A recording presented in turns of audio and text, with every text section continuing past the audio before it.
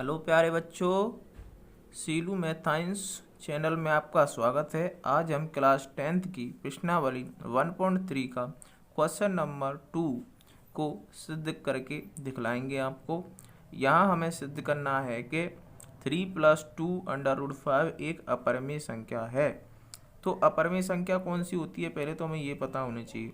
अपरिमेय संख्या वो होती है जब अंडर रूट के अंदर कोई अपूर्ण वर्ग संख्या रखी हो। कहने का मतलब ऐसी संख्या रखी हो जिसका वर्गमूल नहीं निकल रहा हो, उसको कहते हैं अपूर्ण वर्ग संख्या। ठीक है, जैसे कि अंडर रूट के अंदर 15 रखी है तो 15 का वर्गमूल नहीं निकलता है, तो इसलिए अंडर रूट के अंदर अगर 15 रखी है और 15 का वर्गमूल नहीं निकलता है तो अंडर रूट 15 क्या हो जाएगी, हमारे अपरिमेय हो जाएगी। ठीक है, तो ऐसे ही अब हमें ये प्रूव करना है कि 3 + 2√5 एक अपरिमेय संख्या है। तो हम क्या करेंगे, यहाँ पर हम लेके चलेंगे, हमें यहाँ पर विरोधाभास प्रमेय को लगाना पड़ेगा। कहने का मतलब पहले हम इसका उल्टा लेके चलेंगे, इसको हम परिमेय संख्या मान के चलेंगे। ठीक है, फिर उसको आगे सोल्व करते हमको यह पता चलेगा कि वह तो परिमेय संख्या हो ही नहीं रही है। कहने का मतलब हम जो कल्पना कर रहे हैं वो गलत हो रही है, तो फिर वो अपने आप ही अपरिमेय सिद्ध हो जाएगी। तो यहाँ पे लिखेंगे हम, माना 3 + 2√5 एक, यहाँ पे ये दे रखी है अपरिमेय, तो इसका उल्टा मान के चलेंगे परिमेय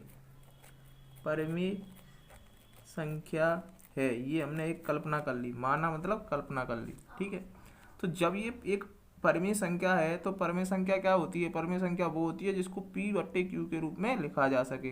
तो 3 + 2√5 जब ये एक परिमेय संख्या है तो इसको P/Q के रूप में लिखा जा सकता है, जहाँ P और Q से अभाज्य संख्या या से अभाज्य संख्या कह लो या पूर्णांक कह लो, पूर्णांक हैं। ठीक है, अब देखिए, अब हमें क्या करना है, इससे आगे इसको थोड़ा सा सोल्व करना है। कब तक सोल्व करना है, जब अकेला अंडर रूट 5 न रह जाए। अंडर रूट 5 से मतलब नहीं है, अकेला अंडर रूट में कोई संख्या न रह जाए तब तक है। जैसे यहाँ अंडर रूट 7 होती तो जब तक अंडर रूट 7 नहीं आ जाएगा अकेला एक साइड में, तब तक करेंगे। तो यहाँ अंडर रूट 5 है तो इसको तब तक सोल्व करेंगे जब तक एक साइड में अंडर रूट 5 नहीं रह जाएगा।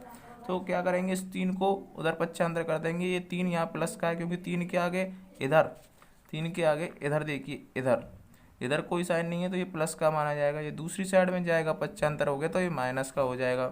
तो 2√5 = P/Q - 3। अब इसको थोड़ा सा सोल्व करेंगे तो इसके लिए 1 मान लेंगे नीचे। तो 2√5 क्या हो जाएगा, इसको सोल्व करेंगे, Q और 1 का लासा क्या आएगा, Q आएगा, क्योंकि Q एक के साथ में किसी संख्या का लासा ले लो वो तो वही आता है। तो अब ये Q आ गया, अब Q से डिवाइड करेंगे Q को, तो एक बार, और एक का गुणा ऊपर वाली संख्या Q के ऊपर वाली संख्या P से, तो एक का गुणा P से करोगे तो P आएगी माइनस, फिर एक से डिवाइड करेंगे Q को Q बार, फिर Q का गुणा 3Q से। ठीक है, अब क्या करना, हमें इस 2 को भी पक्षांतर करना है। तो ये 2 यहाँ गुणा के रूप में इधर आएगा तो ये बट्टे में आ जाएगा। तो अंडर रूट 5 = P - 3Q/Q, बट्टे में इसके साथ ही आ जाएगा, क्योंकि वैसे तो देखिए ऐसे आएगा P - 3Q/Q/5, लेकिन जब इसको हम आगे सोल्व करेंगे तो इसके नीचे 1 मानेंगे, इसका गुणा इससे होगा और इसका इससे होगा। तो 1 का गुणा इससे करेंगे तो ये तो ऐसे ही रहेगा, और 5 का गुणा Q से करेंगे तो 5Q आ जाएगी। तो डायरेक्ट ही हम क्या कर दें, सॉरी 5 नहीं 2, ठीक है, तो 2 आ जाएगी। तो डायरेक्ट ही हम क्या करें कि इस 2 को हम यहाँ पे भेज दिया, हमने 2 को इधर पक्षांतर में भेजा तो ये बट्टे में आ गया। अब देखिए P और Q क्या है, सहअभाज्य पूर्णांक है। P और Q हमारे कैसे हैं, सहअभाज्य पूर्णांक। कहने का मतलब P और Q, P/Q हमारी परिमेय संख्या है, तो P - 3Q/2Q भी क्या होगी, हमारी परिमेय संख्या होगी।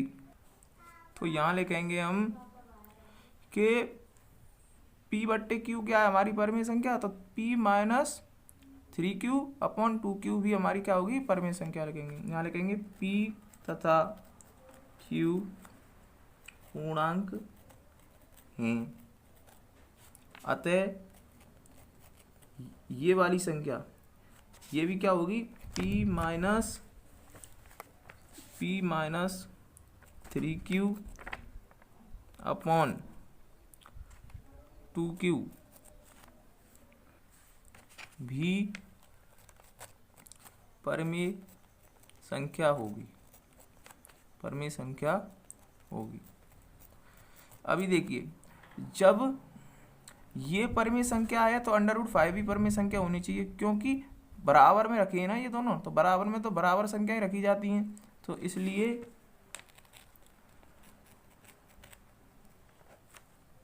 √5 भी परिमेय संख्या होगी।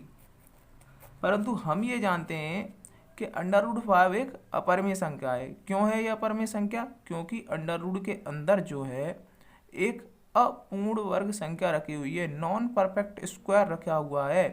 5 का कभी भी वर्गमूल नहीं निकाला जा सकता पूर्णांक में, दशमलव में तो निकाल आएगा, लेकिन पूर्णांक में नहीं आएगा। मतलब ये 5 जो है हमारी पूर्ण वर्ग संख्या नहीं है, तो √5 कैसी है कि हमारी अपरिमेय संख्या हुई। और यहाँ आ रही है कि √5 भी परिमेय संख्या हुई है, तो यहाँ लिखेंगे परंतु हम जानते हैं कि √5 एक अपरिमेय संख्या है। कहने का मतलब जो हमने कल्पना की है उसके हिसाब से √5 क्या आ रही है, एक परिमेय संख्या आ रही है, लेकिन गणित के फंडामेंटल कॉन्सेप्ट के अनुसार, बेसिक के अनुसार √5 एक अपरिमेय संख्या हो रही है। कहने का मतलब हमें यहाँ पर विरोधाभास मिल रहा है, हमें यहाँ विरोधाभास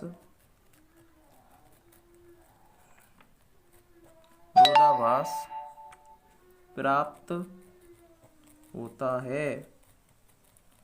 अगर हमें यहाँ विरोधाभास प्राप्त हो रहा है तो हमने कल्पना अपनी, इसका मतलब ये हो रहा है कि हम जो मान के चले वो गलत मान के चले हैं, तो हमारी कल्पना गलत है। तो यहाँ लिख देंगे अतः हमारी कल्पना गलत है।